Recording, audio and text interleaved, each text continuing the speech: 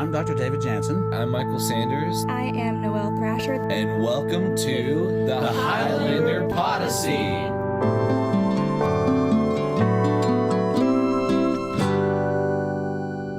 Hello, thank you so much for joining us on The Podyssey, a podcast by Gordon State students. I'm your podcast host, Michael Sanders. Today, we'll be listening to Maya Moore and Douglas Lee. In this podcast, Maya and Douglas talk about gender and how it affects writing choices. They talk about Barbie and women-directed movies, euphoria and oversexualization, the physical stress on actors of maintaining a physique for superhero movies, and the ways our media is affected by the backgrounds of those who produce it. All right, let's get into it. Okay, so this is The Podyssey, and this is Maya Moore. And I'm Douglas Lee as a guest. And we're going to be talking about how movies have been interpreted throughout time, and basically how we've been shown characters that we like or we dislike, and basically how people have directed those characters, whether it's a male or a female or like a man or a woman working on the film, and like how it basically changes the format of how the women and the men act. So we will start. Basically we're gonna just be talking about like great works and great films that have been like made by men and male directors and women directors. So we're gonna start that. Sure. Easy. I think it's safest to jump in with the most popular things. That way there's nothing totally obscure out there. And I guess the focal points surrounding plot lines that would have probably differentiated between like male versus female writers and directors. I know Greta Gerwig is incredibly popular and has been since she broke the scene with the Barbie movie. That was huge. It's like a lot of feedback with that between like the male and the female audience. It's kind of like the male audience is like, that sucks, like why would you guys ever watch that? And the female audience is like, I feel like my heart is finally understood. And like kind of that representation of how we like all exist in movies, but it's like we all have different like patterns and thoughts and stuff like that. Absolutely. And I'll admit, on that one, I haven't done my homework yet. I'm still kind of waiting for the marketing to die down, but I will say from a marketing perspective, even though like Barbie has been pushed so far and Margot Robbie's the main character, the amount of like the memes you'll see and the clips, it's always Ryan Gosling, which is a really interesting thing for the fact that like the movie is about her. It's about her, but like the merch is like, you are I Knuff. And it's like, all right. It's a very strange thing. And Greta Gerwig's direction, I mean, she's notable for being very naturalistic and aware. And that's something that I have heard from what it is, at least, I guess, from a fourth wave feminist perspective. It's a very aware movie. I don't want to say she did Little Women, because I don't want to be wrong. Someone directed Little Women.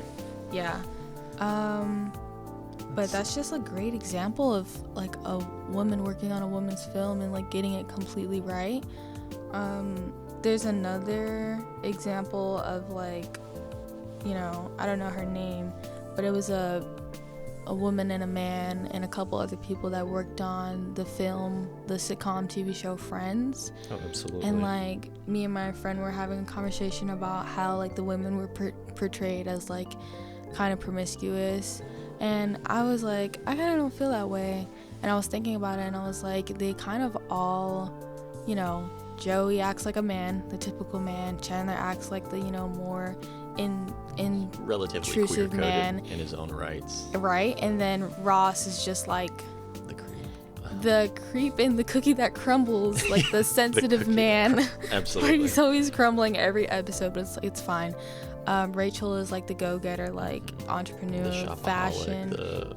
She's your rich girl. I mean, through and through. Phoebe's the metaphysical. Like, she's just like the hippie type of girl that like doesn't really like look for men, but like she still finds them. And then Monica is just the mom. Yeah, the mom. the super anal, always everything has to be just so. She's got that perfection principle. And you can see that, I mean, considering she and Ross are siblings, right? Yeah, they are. Yeah, so you can see some of the, I mean, it almost dies down to that nature versus nurture thing, because she can be overbearing in her own ways, but she's got that line of empathy that he doesn't. I mean, he's got the man-child nature to himself. Yeah. And you talked about how it was written by not just men, or like it was like a solid, collaborative like, 1-to-1 thing. ratio, Exactly. especially with the male versus female characters. Yeah, I don't know how they kind of like made to hash that out. It wasn't like the characters in that show were over-sexualized or anything like that. So I think that was great. I think a big point to note in that too is I believe I know by the end of it they all pretty much had executive producer status. Like they were invested in these characters. They were cash cows, and like they knew who they were. So like there was a lot there where it wasn't somebody, I mean, like sure they were directed through the episodes and getting shots, but they had enough say in their characters versus I know you wanted to talk about Sam Levinson in Euphoria. That's a pretty big cake to cut into, like seriously. There's a lot of directions that goes into. It's like, oh, how are we talking to teenagers? What are we showing teenagers? Like, what are we telling teenagers to do? There's a lot of like roles that are like important in that show. There's, you know, a popular character, Maddie, who like gets, you know, trigger warning, you know, she has domestic violence, you know. That's a big thing, but it's like this is such a macho male jock role. It's like, oh man, this is like so on the line. Go ahead, sorry. Yeah, it's like so on the line, but like what else is on like the line that's so unexpected is just like the over-sexualization of like women, or like if we have to retake that, the promiscuity of women that's showed like again and again throughout time in that show. It's like very prevalent. Absolutely. And I'll dive in and say, like you said, I mean, Sam Levinson is the sole arbiter when it comes to writing and direction and everything. You know, the screen, it's his show through and through. And you can see that, like you talk about with women and promiscuity, and everybody's kind of a caricature of something in that show. Yeah. You know, I don't think that anybody is outright, I hope nobody's outright that flawed as a person. You know, you want to believe, you want to see the good in these people, and you will see traits in these people in people you do know. So it's almost an exercise in empathy with that. But I think that his perspective being that, I mean, he is a man through and through, and there are things that he'll never be able to empathize. He would benefit from having at least a second set of eyes that's not just, you know, we talked about Barbie Ferreira and her character basically getting lambasted in the second season because they were at odds throughout the filming. Yeah, it was another thing, like he was trying to get one of the older women that were working on set to kind of like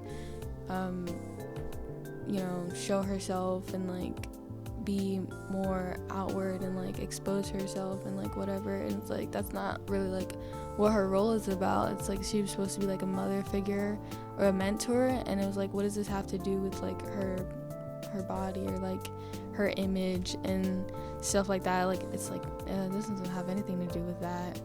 Unfortunately, it sells is the thing, and American TV is so, you know, it's so interesting in the subtleties and then the lack thereof, and the fact that they want you to sell sex, but not too much, because then it becomes like pornographic, and then it's like somehow like, you know, that's wrong, but everything in between is totally fine. You know, and they okay. Let's see. If you look so at Sydney Sweeney's characterization, between even the first and second seasons, you can notice the difference, and it's kind of sucky for the fact that she got more negotiation rights, which is great, and that's part of what cost Barbie Ferreira her job on the show, is the fact that she tried to move her character directionally in the same way that her other female co-stars were.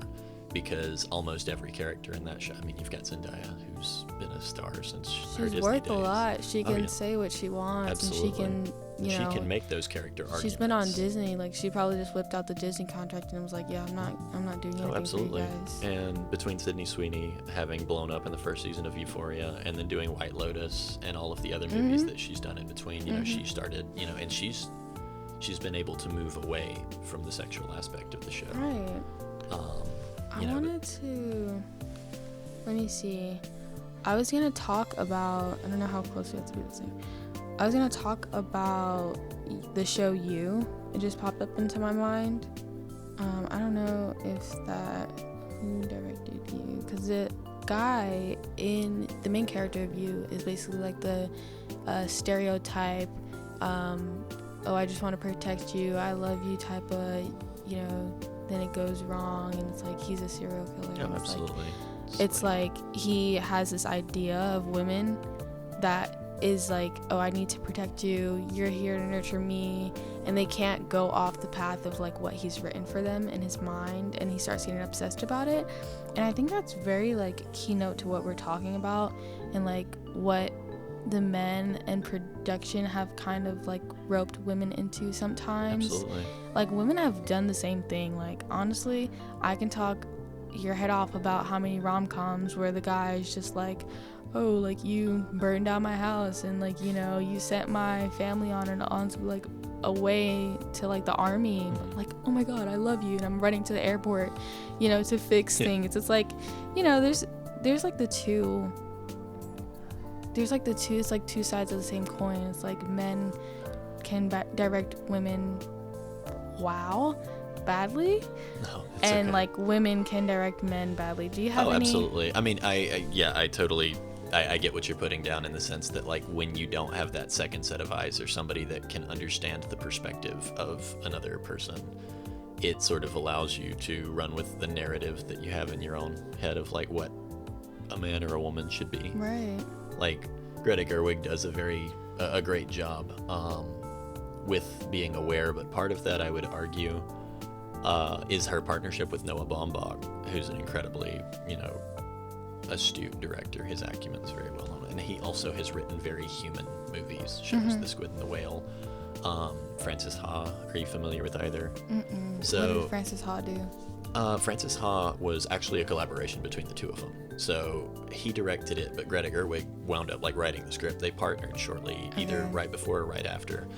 And it's essentially your 20-something New Yorker millennial type that's like trying to come to terms and get her life together. But it's told and done in a way that it makes people feel pretty seen, but it shows, and it's in her interactions and her relations. It doesn't necessarily vilify or exemplify positive or negative traits. It just kind of tells them as they are. Yeah, it kind of like tries to stay neutral as best as it can.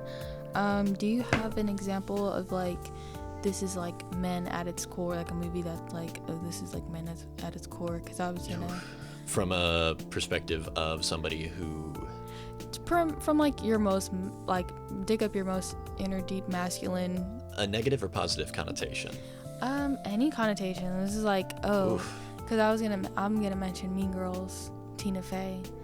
That is like the blueprint for like any girl, or like any older woman. Like even Tina Fey, she's an older woman, she worked on it, and like she kind of like got it down to a T. Like that's women, that's high school, that is like the popularity aspect, that is like being a girly girl, like what's like a what it's like to be part of the in crowd, even the ugly portions, and the like maybe the not like being the all the prettiest of it. girl in the group of pretty girls and things like that. Or like what happens when you are like the prettiest girl, and like I can't really I'm trying to think of like a pristine example. Think like Fight Club, American Psycho, and those are the kinds Godfather, of movies where your brain goes Scarface. When it comes to like your concept of what a man is. Right, you search up like girl movie, you get Mean Girls. You search up like guy movie, you get American Psycho. And you get these movies, and it's interesting because like in that sense, like men are supposed to have an Adonis complex. They're supposed to be violent. They're supposed to be visceral, and it kind of leans in like when you talked about Joe Goldberg and You. And the fact that when somebody doesn't follow that narrative, he fixates on what's wrong with it's like they're the problem. It's like stick to the script. Like, but here's I'm trying to think of one where it gives you a positive example of masculinity that hasn't been muted into him totally. Like, not that you don't want to be in touch with your feminine side, but somebody that's like been. I'm trying to think of the proper word, because editorially castrated sounds chauvinistic, But you want your husband to still be like a husband, but also like, to be sensitive, Yeah, but not that's too kind of soft. That's funny. Like that's a funny deal, which it's kind of like controversial the way it's like the Barbie movie was for women, but like you still have to add and direct men into it. Absolutely. Like the way you direct men into it, it's a completely and 100%, 1,000% for women, because it feels like at this point, at this day and age, there's nothing for women. Absolutely. So it's like this movie is for women, but you still have to add that additional man factor. So that's kind of like that's another thing. I know that the way that Stephen King had put the redhead girl in It. Oh yes, Beverly. The way he wrote her, there's a scene that I'm not going to talk about because it's like Have you read the book? I haven't read the book because my brain didn't let me like get past page 25. We were discussing, I was having a conversation about this book specifically earlier today actually, and people call it part of his cocaine chronicles because he has some really interesting motifs that are in there that are, again, caricaturized. They're just exacerbated by his egregious drug use at the time. Yeah. But Beverly's character, I always thought she was one of my favorites. Right. And I always thought she was one of the most interesting because that aspect of it, and I know what you're speaking on. For those in the audience that aren't, there's a very explicit sexual scene that happens when they're children. Yeah, that was no. And he wrote that to exemplify not necessarily innocence lost, but the transition from childhood into adulthood, because after that point, your trajectory alters. Mm-hmm. And I do think that, I won't say he hit the nail on the head because he went too far with the way he graphically describes it, but there is that moment where that awakening happens and you don't look at the world the same anymore. Which was weird because like the whole book was kind of like an awakening, like you're being chased by like an evil clown made of like fear and hatred, and just the idea, the small town mindset and the things that happen, all the interludes that he's written in, that the things that the town has never, it's been a thing, but it's never been talked about. But if you ask the right person and they on the right day, and they'll tell you what happened. That's why Ben went to the library and looked for the archives, because it's always like a generational thing. Absolutely, it's generational, and it's, how do you put it? It's a statement on the fact that those things that you don't talk about, you're gonna, if you don't learn history, you're gonna repeat it. Yeah. But like in the show, I think a woman wrote the book, but I'm not sure because Google won't tell me. But okay. They get to a season and eventually Joe, the main character, spoiler alert, figures out that the girl that he's dating and the girl that he's fixated on, she is also just like him. She kills to protect. She does what she has to protect. But after that, he's like, no, you're deranged. Which is such an interesting thing. Yeah, it was very interesting because it was like, you're deranged. There's also that aspect of what happens to a man that doesn't have a woman to protect. What happens when the woman is the one that's capable of protecting? Was that supposed to be kind of on, because you don't expect that. You don't expect, if you're a man who's kind of predatorial, you don't expect that nature from a woman. No, absolutely. And so when it comes up, it's okay, what do I do now? And then he's probably got that underlined fear. It's okay, she's capable. Just as capable. She's just as capable. That's kind of what we're talking about with these directors. Okay, are we gonna make a woman that's just as capable of doing this and that, or are we just gonna, is one gonna be greater than the other? I'd almost ask for an apathy in it when it comes to that kind of relation, because there are things that we understand as men and women, but as humans across the board, I think that it's important that we look at those traits that we share, so that when Joe looks at what's her name in the show, Love, yes, when they look at each other, he sees a mirror and he realizes he doesn't like what's in the mirror. Yeah, right. It's just I think that's what the direction that kind of men go in, because there's always that stereotypical when like they make horror movies, it's like the wife will be like, oh my god, like honey, like there's something in like the window, and like the man is like, there's nothing there. Sure. Yeah, of course. There's nothing there, or Marianne, and then take she your winds pills. up being the last girl. Right. It's like that's that reoccurring thing. I was gonna say, like, what's the difference between like the relatable stereotypes and like the ones that's like, this is god awful, can it stop? It's like there's always a thin line, depending on, even if it's like, oh yeah, a bunch of men have worked on this film and a bunch of women have worked on this film, it's like, okay, can you like stop? I think the emphasis is paying good writers, for one. I mean, now that we're in the middle of a strike. But yeah, honestly. But just like showing women as like, oh yeah, this is how this is gonna go. This is how your act is gonna go. You're gonna do something kind of like promiscuous, and then like you're gonna have like 5 lines, and then that's it. You're reduced. You're the damsel. You're the the debutante, the liaison. It's wow. It's like that's the. I mean, like, we were talking about Disney, like, before this podcast, but, like, that's the one thing that Disney kind of, like, does, like, with the princesses. It's kind of like, okay, like, yeah, like, a princess saving a prince, that's, like, kind of more forward, and it's, like, kind of not just about, oh, what time are we in? I mean, it is about the time, but it's kind of like, can we not be so stereotypical? Or if we do have to be stereotypical, let's just back it up a little bit. We don't have to because Rachel Zegler was talking about the one that was supposed to do Snow White. Yes. She was like, this time, what did she say? She said a lot. She said that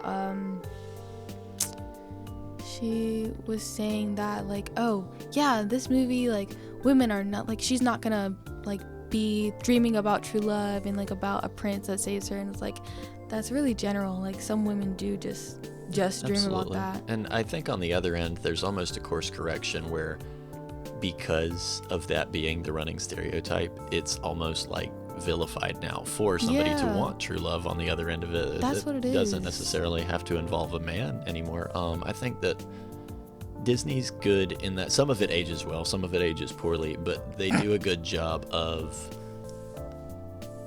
when it comes to those princesses specifically, because nobody remembers we remember Aladdin, but like at the end of it, you look at these princesses and you see that they've done something that generally defies expectation. Yeah. And it teaches your girls, at least from a young age, to understand they should go and get what they want. Right. And I think that's incredibly important to note, at least from the Mickey Mouse perspective of things. Sorry.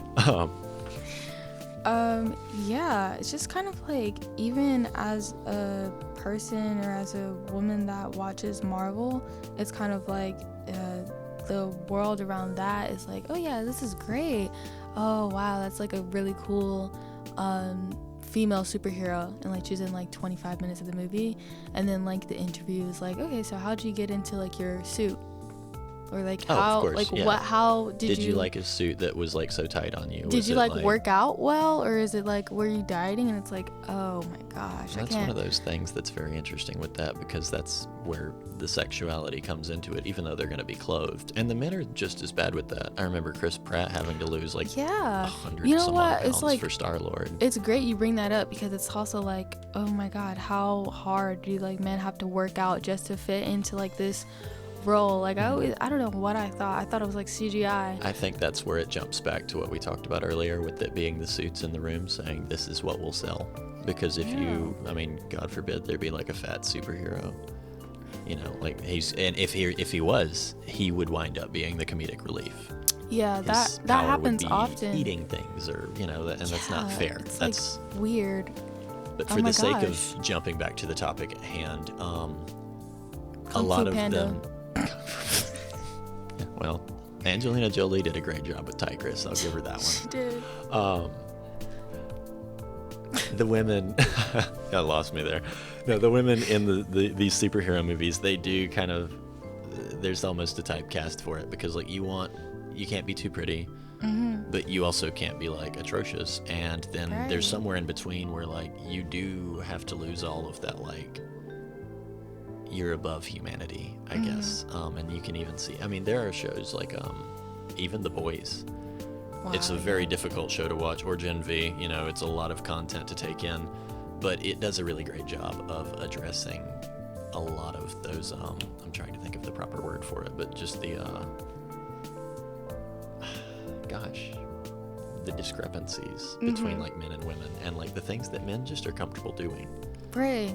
Yeah, like what are movies that like show us, there's so many movies that show us like, oh yeah, this is something that men are just comfortable with, or this is something that like men are just gonna do, and like this is something that women are just gonna do, like. And there's a scene in The Boys that sticks out. I haven't, it's one that I have to really slow burn because it's a lot to take in. But one of the characters, one of the main 7 in that, who are supposed to be like the pinnacle people, Right. They sexually assault the new girl, essentially. They force something onto her that is not comfortable or safe. And it doesn't actually happen through her, but later in the show, it depicts him being forced to empathize with that when he's a promiscuous character himself. He winds up hooking up with somebody that makes him feel incredibly uncomfortable. Yeah, which is like, oh my god, how much do we have to do to like really, like, we have to just feed you your own medicine, like force feed your own medicine for you to understand. There's this great show on Netflix, which I feel like us rambling about like shows and movies and stuff, like it's kind of like you can still bring it back to like, it's not just male directors and female directors. It's kind of like, what are like the roles that we've been shown multiple times again and again and again, like how are they relevant to our gender? That's more of like what I'm talking about. Like how are like the roles that we are taught, like, you know, emphasizing and like reaching to us. And then there's also this movie, it's called, oh my gosh, I can't believe I don't know what it's called. It's called like, do you know who's in it? Nobody that I have their names for, but it's a Netflix show, and it might be a Netflix original. I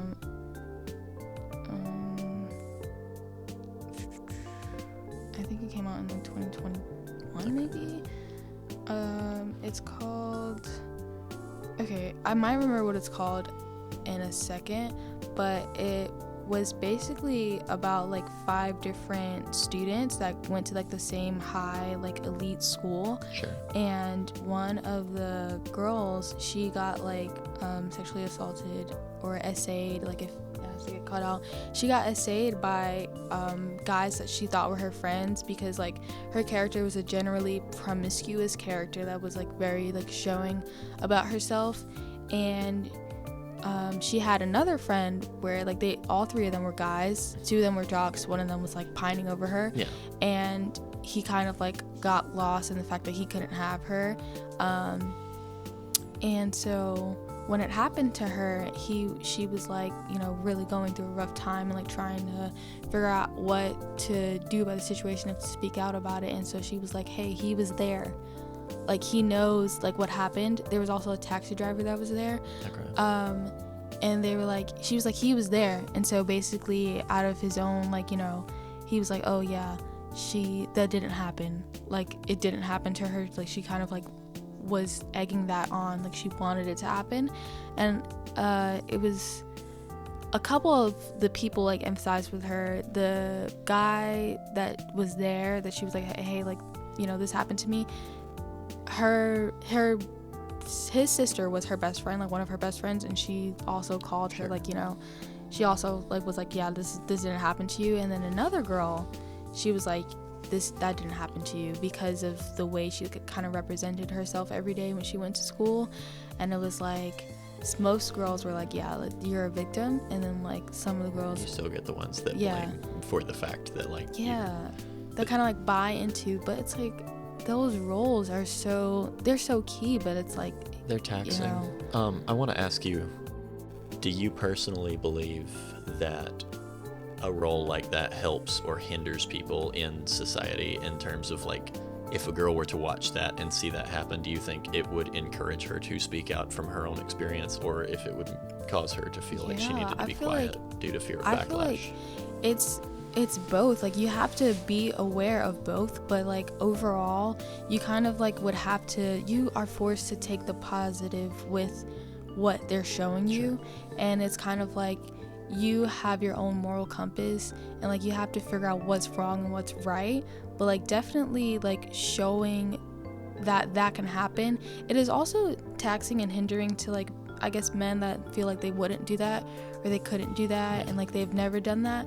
But it's also like, okay, this is like directly forceful to her story. Let's not like try to cover it up. And Absolutely. you know, like let's take like the punches and be like outward about it. And it's like, it's different from Euphoria. I think and, like, it dives in violence. its own right in what you were talking about earlier, where it comes down to like whether it's a stereotype or whether, you know, what's the line between like, you know, is this what people expect of me? Is this too much? You know, because seeing the same thing over and over, it can be tiring. Yeah, what's the difference between like playing around with this idea and like trying to sell this idea again and again and again, and like just showing this idea as like, hey, this can happen, this has happened, this is like what has happened, this is like what leads to it and stuff like that. Like, this is directions. Sun never really sets on anything new.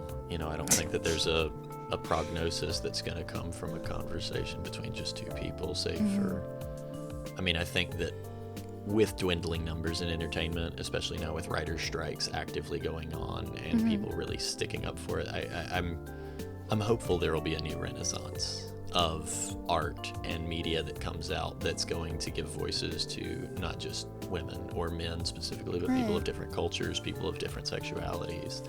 It's hard races, to get a medium. You know. It's really hard to get a medium, honestly. But that really does wrap up what we were talking about, and just basically the roles in our society and like the things that we have to do in our society based on our gender, and like what is really important to us and what we see in media and like who it tells us to be, and like the directions we want to go to, like based on one gender or the other, or like going in the middle. And this was like a great little movie talk. I enjoyed movie it. gender I think talk. that there will be a massive upheaval in the years to come due to conversations happening like And this. hopefully there's like a change or like a middle ground I'd that like to like believe helps so. out. A positive change for everybody. All right. I guess that wraps it And up. this was the Podyssey. Yes. And this is our I episode. appreciate you letting me guest on here. Thank you. Yeah. Thank you so much for listening once again. This podcast was written by and features Maya Moore and Douglas Lee. Audio engineering, recording, and editing by me, Michael Sanders. Executive producer, Noel Thrasher. The intro music titled Colorful Flowers, written by Tokyo Music Walker. Intro and outro music written by me, Michael Sanders, with help from Dr. David Jansen, also featured on guitar. As always, Highlanders forward. Keep reading, gang.